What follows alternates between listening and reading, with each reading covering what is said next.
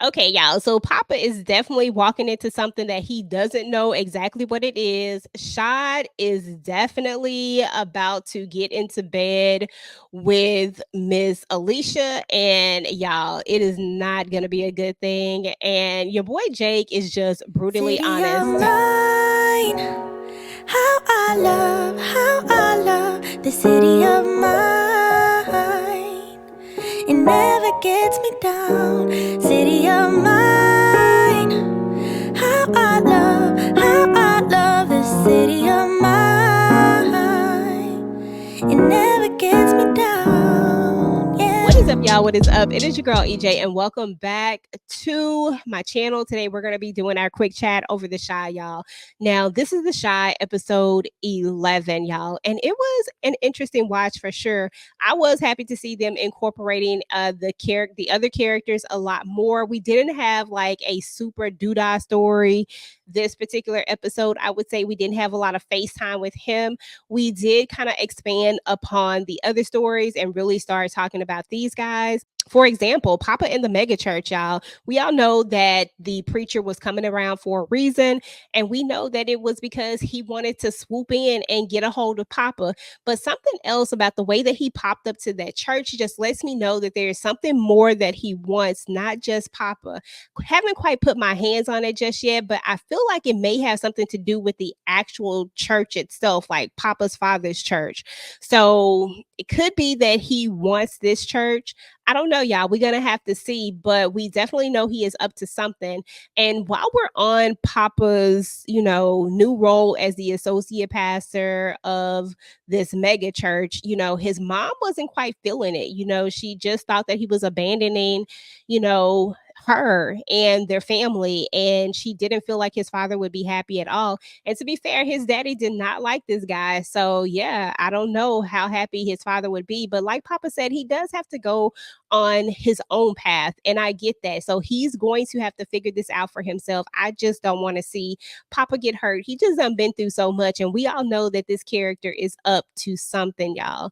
Now, let's go ahead and talk about one of the craziest moments that happened. And that also has to do with the mega church, but only is about the pastor's wife. The pastor's wife clearly is far younger than he is, and the pastor's wife and Kenya clearly don't get along, don't really like each other, because you can see it when she walks over. Kenya walks away immediately.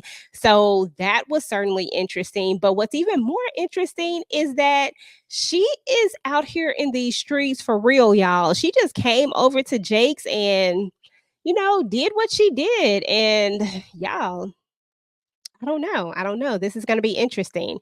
So anyway, what was even more interesting was the fact of how honest Jake is. Like Jake is so super honest that it's just kind of refreshing because, in this world where everybody is always lying about something, Jake is just like, look, she came over here and she let me F.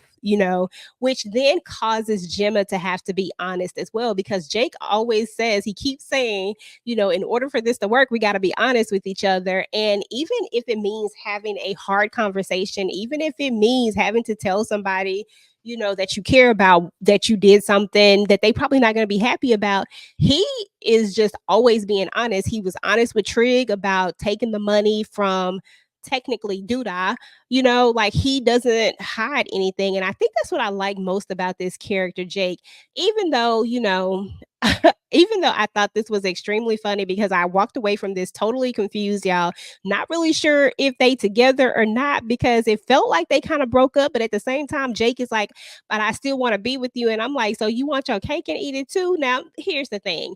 Like Gemma by no way, form, or fashion is right in any way, because she's already been kissing on Brittany and lying about it. But at least Jake did do what he did, and he was honest about it. When she asked who's texting us, which was funny to me, he was just honest about it. So I don't know, y'all. I just ain't that mad about it. I mean, he say like we might not be together for forever, so it is what it is, y'all. What y'all think about that preacher's wife, though?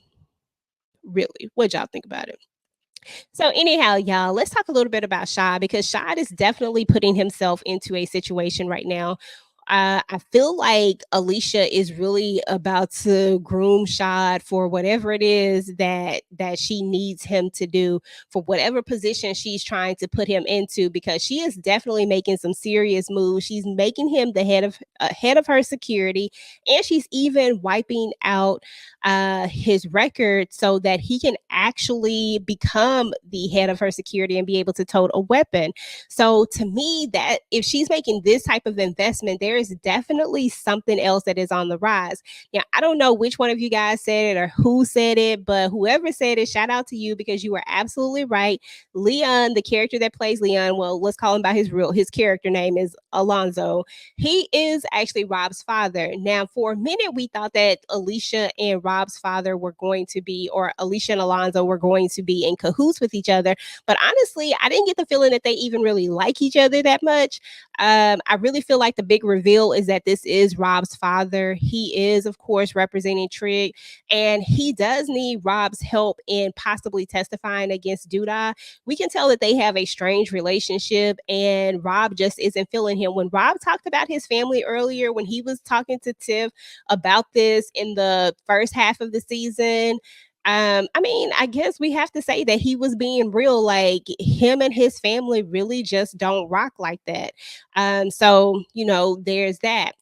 Kari really having to get in touch with his feelings and really write everything out the way the professor asked him to. But one of the biggest questions that I'm wondering is, will this particular journal come back to haunt him in some way, form, or fashion? We all know that there's about to be a major death on the Shy. Like, it's going to happen, it's inevitable. This is how the Shy goes. This is what must happen in order to progress and move the story forward. I personally think that that major death is going to end up being Bakari more than likely, but I don't want it to be, but I feel like that's where they're going to kind of go with the story, especially when we add in this whole concept of him doing these diaries and us really seeing this character change in him. I just feel like he's going to be the one that's going to go.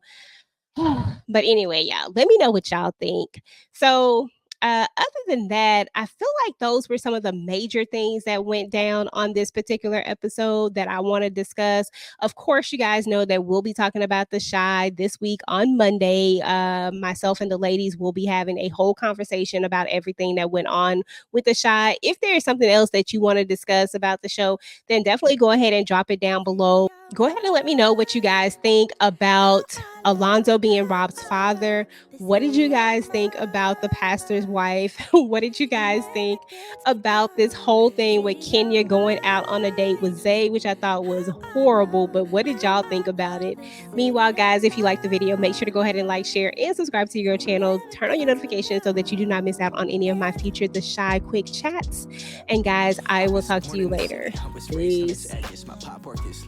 Complex, I found love in its center. If I could live here forever, think it'd be for the better. I love the weather, even though it's fog 24/7. I love the people. This is the city I met all my best friends, and I wanna